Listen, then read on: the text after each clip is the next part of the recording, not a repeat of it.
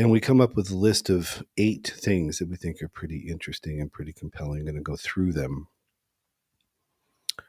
So notice right away, a lot of these things are probably your prohibitive thoughts. But let's start with number 1, stigma. Divided this into 2 parts, an external stigma and internal stigma. Stigma about therapy. From the external point of view, kind of like I was joking about in the introduction, people experience feelings of shame and embarrassment to admit that they're in therapy. And I think that the idea there is therapy must represent that I'm fucked up. I'm broken, I'm defective, I'm all those things.